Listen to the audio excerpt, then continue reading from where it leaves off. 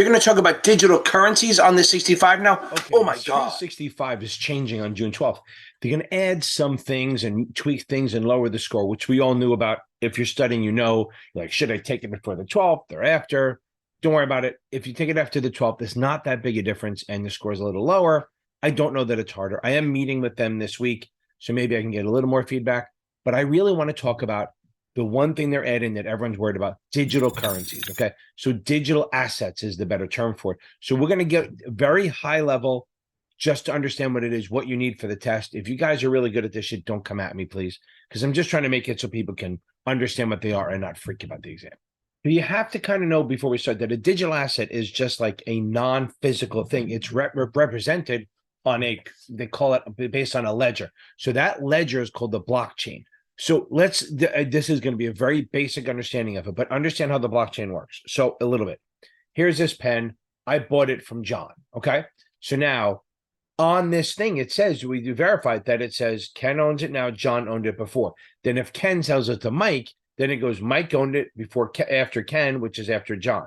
And then all the transactions since it's been created have been tracked. So it can't be altered. You can't change this. And that's what miners do. They're verifying this, right? They give them a little reward. So a miner will verify the transaction and they will get a little tiny reward of like a Bitcoin or some sort of coin as a reward for this. And that's what they call by mining.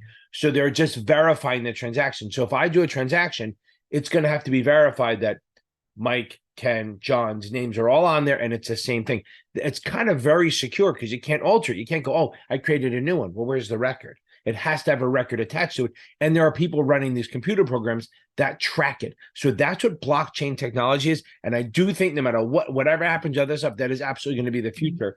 But it's already now. But the point is that banks are taking it over because it becomes very secure. That, yeah, I guess there can be a hack some sort of, but the point is the actual asset has a track record of who owned it. And that's why NFTs were kind of big for a while. We'll get into it. So when I say ledger, that's what I'm talking about. The ledger is a list of all the past owners and all the transactions that have happened since it started. And that's what they're tracking. And that's what blockchain technology does. Okay, so now that we sort of have a basic understanding of what's behind these things, let's actually dig into each one. Again, this is for the 65 and the 66 and the licensing exams. This is not to learn how to trade it. If you want to do that, there's a million places to go to get that stuff. Also, do not come at me because I'm explaining it in a way that works for the exam, not for trading. Okay, so all you guys are like so into it. My wife would kill me for this. She trades this shit. So I'm doing it on a very basic level that helps explain it so you can answer the exam questions. So we have to talk about the differences. There's fiat currency and then cryptocurrency, or whatever you want to call it, convertible virtual currency. So a fiat currency is like, the dollar, the pound, the won, the yen. These are actually accepted as legal tender by the governments, and they're not attached to a commodity like gold or silver or anything like that. It's just the value of that currency is based on how we feel about the government. So right now, I mean, the dollar goes strong because the US is pretty strong, but then it can get weak depending on that. So that's going to matter. And that's kind of not pegged, but targeted with the trust of that country. Then we have cryptocurrency or what they call convertible virtual currency. There's not really attached to anything, but it is convertible into, or it acts as a substitute for real currency. And there's value based on it. There's value based on what people think about it at the time. It changes. The problem with these cryptocurrencies is that they're very volatile. And yes, you can make a lot of money on it, but you can't. Sometimes you buy the meme ones and stuff like that, and they're very volatile. Exchanges have gone bankrupt. There's been hacks and stuff like that. So there's a lot of risk for this. So on this exam, you have to understand that with the cryptocurrency, only speculative or sophisticated investors should really be given this. Now, they're not saying you can't suggest this or recommend it or buy them for your customer, but make sure they're very suitable. They're not securities yet, depending. Some are, but let's not get into that. Some of them are considered securities by the SEC. And remember, the regulators are still trying to figure out. They're still fighting over what it is. I mean, with all the stuff going on with what's his name? The guy with the 3 names, and he lost billions of dollars. The exchange, I can't remember what it was. F something. The SEC and the Futures Association are kind of fighting over who's going to regulate it.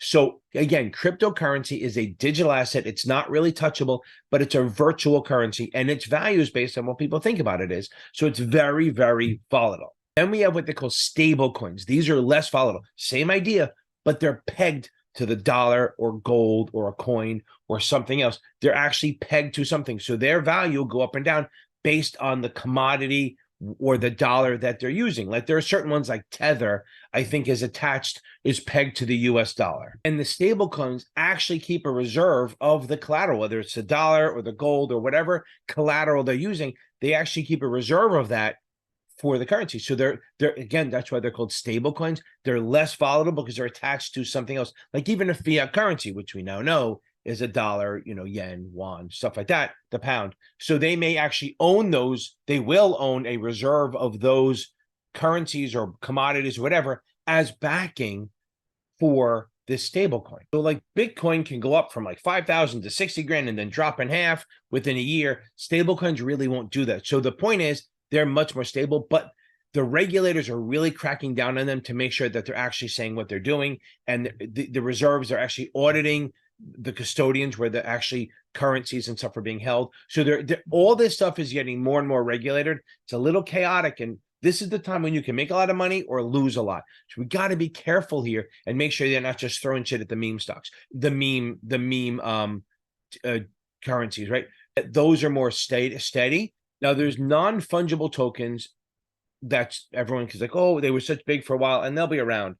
But if you think about it, you have to know what fungible means. So like fungible means it's replaceable. So if I give you $1 and then a week later you give me a different dollar, it's literally the same thing. Or if I give you a share of IBM and then a week later you give me a different share of IBM back, that's fine. They're the same. So that's called fungible, that they're replaceable, exchangeable. Like one doesn't mean more than the other. Okay. So but non-fungible token means irreplaceable. It's not replaceable. So if I draw a piece of art and then I put it as an NFT, there's a blockchain attached to it. Remember, the blockchain tracks the transactions, right? So it's not replaceable. Yes, you can screenshot it, but it's not the same thing. It's actually it's on a digital platform and it cannot be replaced. Okay. So what happens is that they have a blockchain. So let's say I do a drawing and I make it an NFT, whatever.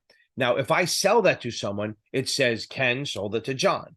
And then if John sells it to Mary, it goes, John sold it to Mary. So then Mary's name's on it, John and me. So it uses the blockchain to verify its originality and it's not replaceable. They can make more than one, but like when you did the apes or whatever, if you saw on one of the websites, they have the digital apes where they make them and they make like 30 of them or 100 of them, and you can buy them and you can trade them, and their value is based on what people think they're worth. It's just like art, right? I mean, really, like a Monet is worth something because people think it's worth something. It's a piece of paper with ink on it, right? But there's value on it, there's talent. So it's the same thing. That's what an NFT is. People are still wrapping their heads around it. It was a big blow up and then it came back down to earth. And maybe they'll still be around. Maybe they're good. Maybe they won't be. But they will be addressed on the test. So fungible means replaceable.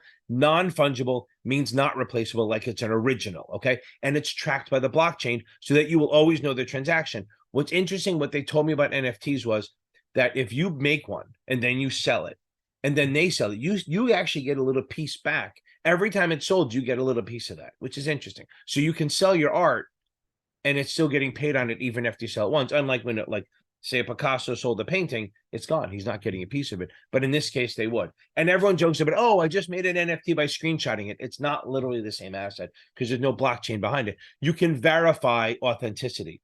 Okay, so the thing here is that on the exam, they're going to talk about these things. It's not going to be a deep dive. It's to understand that they're risky, they're speculative. People lose bankruptcy, they lose money from bankruptcy, all that stuff. You have to know that they're risky and speculative and only sophisticated investors should do it. There's no rule that you can't put crypto or NFTs or any of the digital assets in someone's portfolio if you think it's suitable. That's the thing. On this exam, it's always about what's suitable. They used to have these legal lists in the 90s where they said, oh, these are only the each state had a list of securities that you could put a custodian account in. And they said, no, wait a second, that's dumb. Okay. So now they said you can literally use futures, forwards, whatever it is, if it's suitable. So now digital assets fall in that. And things will change over time. But for right now, for this exam, this should be what you need to know about digital assets for the Series 65 and possibly the 66, and at some point the 7.